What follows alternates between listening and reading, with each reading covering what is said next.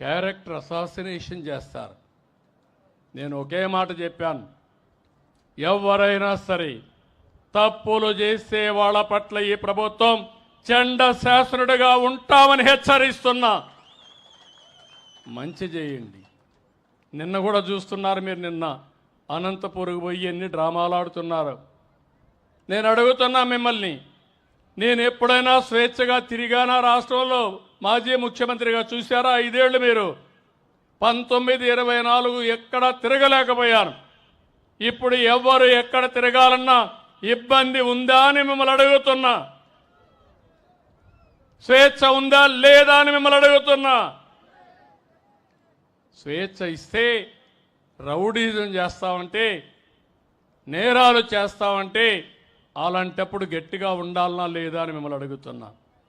ఇలాంటి ఉన్నప్పుడు మీరే చూశారు, ఈ ప్రభుత్వం అభివృద్ధి కోసం ఉంది తప్ప ఇంకొకటి కాదు.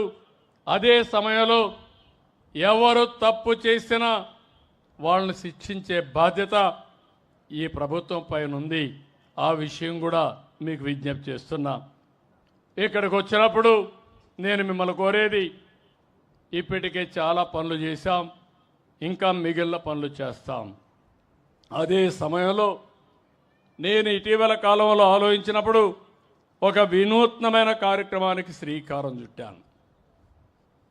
ఆ కార్యక్రమం మీరు చూస్తే ఈరోజు మనందరం కూడా ప్రభుత్వం ప్రైవేట్ భాగస్వామ్యం, దీంతో కొంతమంది వ్యక్తులు పెట్టుబడులు పెట్టి వాళ్ళు బాగుపడి సమాజ హితం కోసం పనిచేశారు. ఈరోజు మీరు ఒక్కసారి చూస్తే ఈ టెలిఫోన్స్ ఉన్నాయి. ఈ టెలిఫోన్స్ అన్నీ కూడా కొన్ని గవర్నమెంట్ ఉన్నా ప్రైవేటు వ్యక్తులందరూ వేసి మనకు సేవలు అందిస్తున్నారు.